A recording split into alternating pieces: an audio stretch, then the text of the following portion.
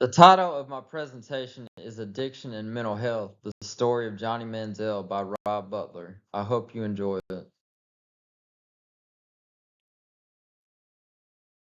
Each year, crowds of spectators pack arenas and stadiums to watch their favorite athletes in action.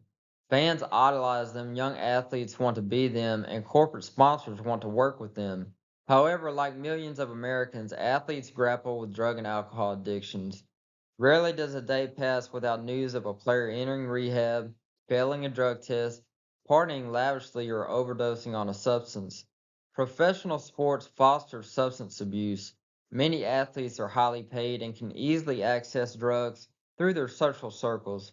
This has led to a substance abuse epidemic that has shattered the lives of countless athletes. Professional athletes also struggle with mental health.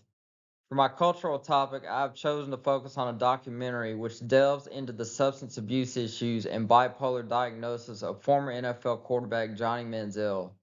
Untold, Johnny Football is the latest of the Netflix series that gives an inside look at one of the top football stars of the 21st century who ultimately flamed out of the NFL despite winning the 2012 Heisman Trophy at Texas A&M.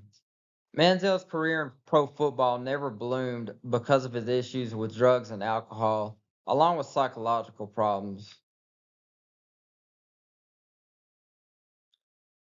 Manziel started his Texas A&M career in hot water before his freshman season with the Aggies in 2012, and before anyone knew who he was or who he'd become. Manziel wound up in a fight in College Station. The police intervened, and when they found a fake ID in Manziel's possession, they took him to jail. Manziel says in the documentary that he didn't recall much of what transpired that evening. Quote, other than waking up shirtless on a concrete bench in Brazos County Jail, he admitted. And they said that wasn't very normal, my character. I guess looking back now, maybe it is a little bit normal for my character, Manziel added with a laugh. But the coaches at Texas A&M had already seen what Manziel could do on the gridiron, and with the pressures of a new head coach in a new and improved conference, the mighty SEC, the Aggies needed every advantage they could get. Cliff Kingsbury, the team's offensive coordinator at the time, who has since taken on head coaching roles in the NFL, said it became clear in fall practices that Manziel was the guy. His first start in 2012, a home game against Florida, didn't go so well, but once Kingsbury resolved to let Manziel do his thing, he caught fire.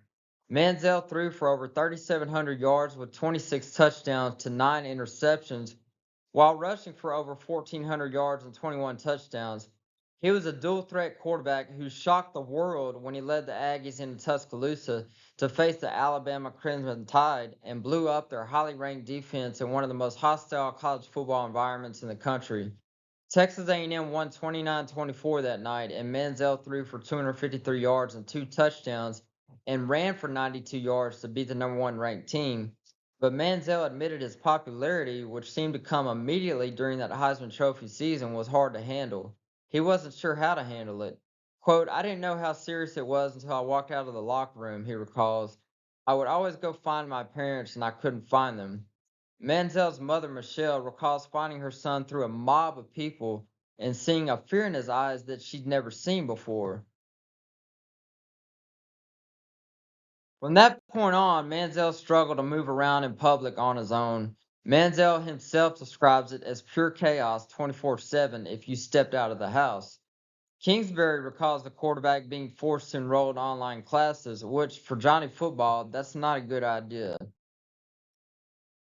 He led the Aggies to an impressive 11-2 record on the year and a resounding victory in the Cotton Bowl Classic, breaking record after record in the process. And then, of course, Manziel became the first ever freshman to win the Heisman Trophy, college football's most prestigious individual award, mere days after his 20th birthday.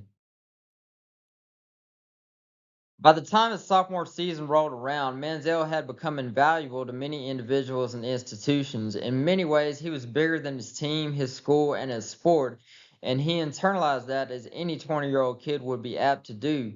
Quote, whether people like to say it or not, I was bigger than College Station, Manziel says. But according to his father, Paul, what Johnny needed was to be held accountable.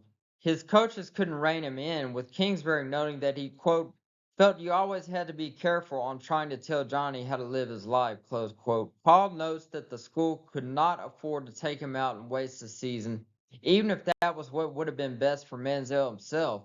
So long as he played well, he was untouchable.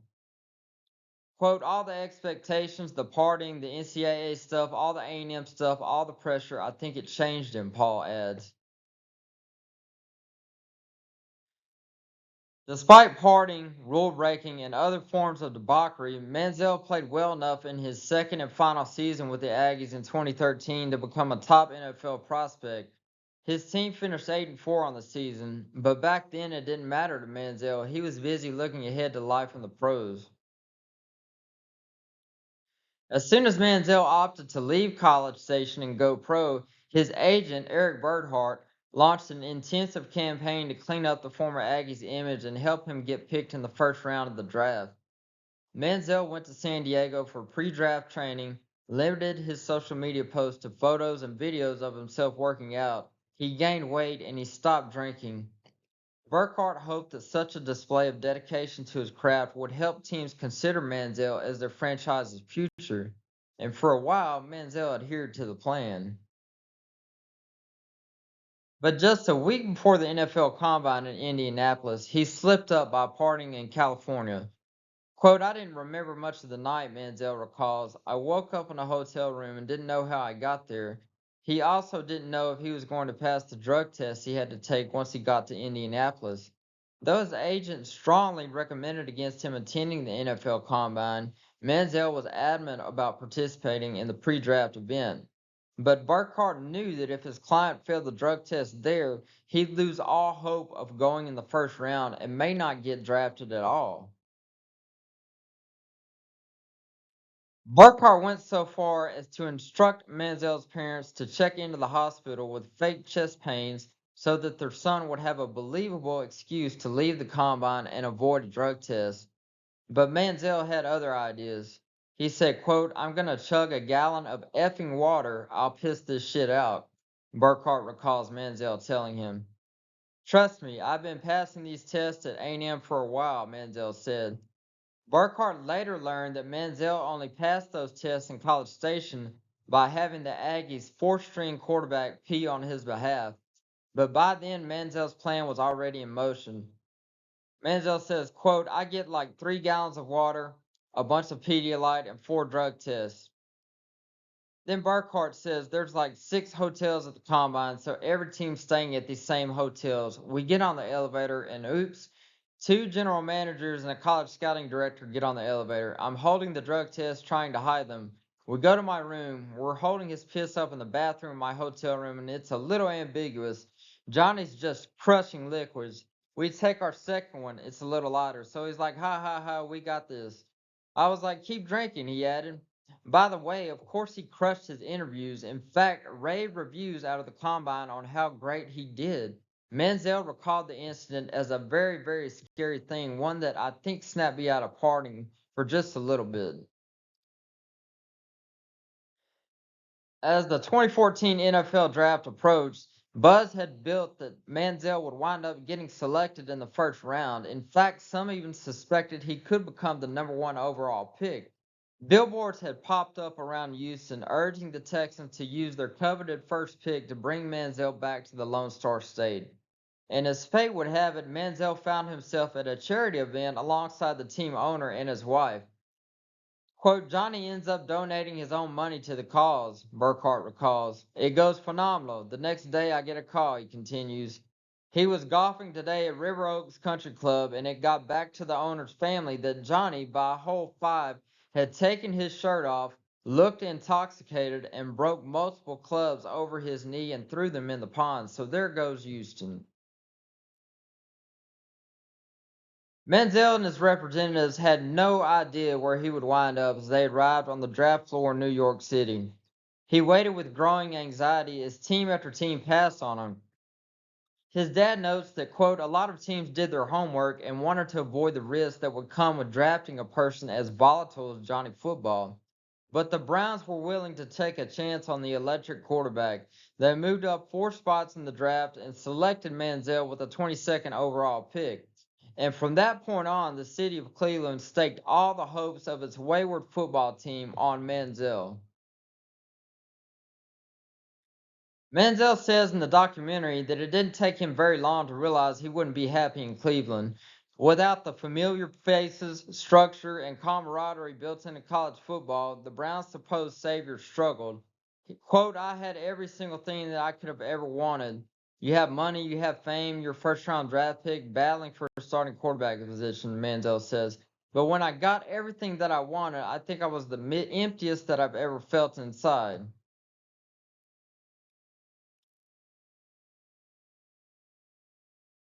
Soon enough, the crushing weight of expectations and a serious depressive episode made him desperate to get out of being Johnny Football, as he says in the documentary.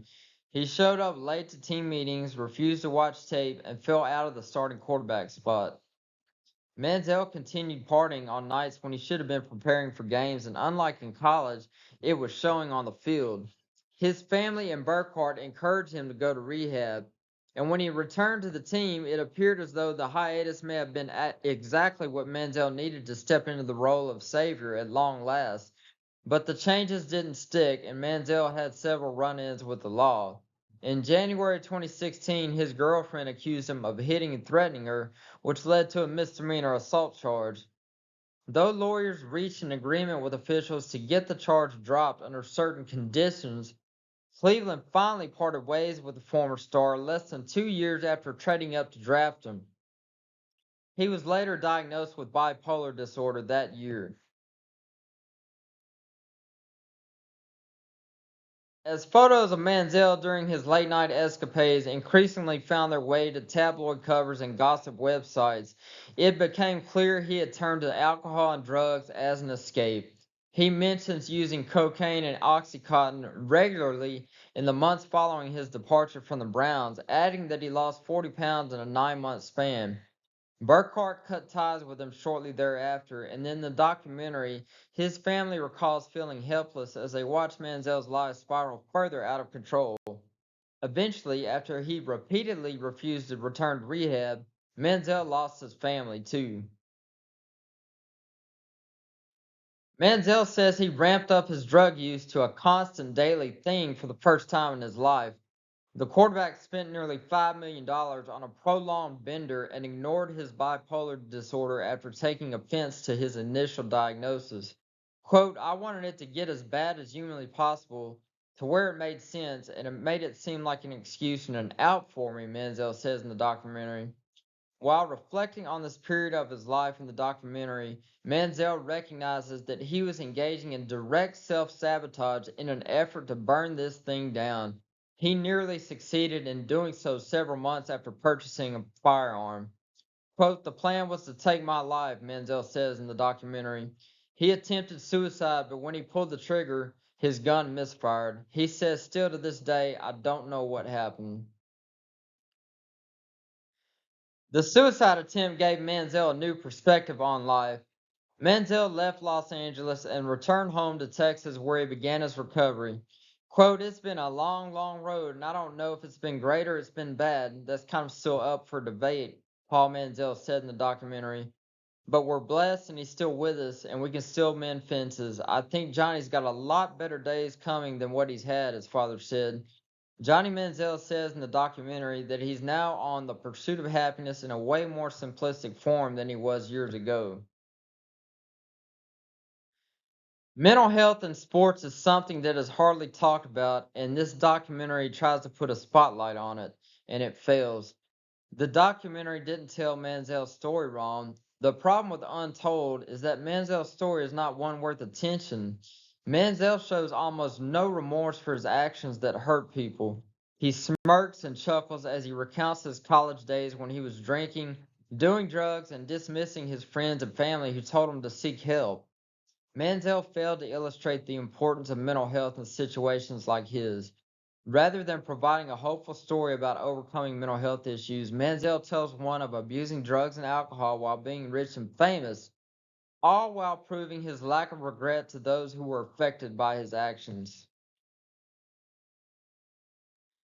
In the documentary's first few months of being in the public eye, the conversation has not been around Manziel's mental health, but rather how Manziel would never prepare for games in the NFL and how people find it to be incredibly impressive how many times Manziel played good football while being hungover. A story like this should encourage people to open up about addiction and mental health issues. Instead, it has shown people that domestic violence and abusing drugs and alcohol is okay if you're rich. Manziel's lack of accountability and respect for those he has hurt makes this documentary a true disappointment.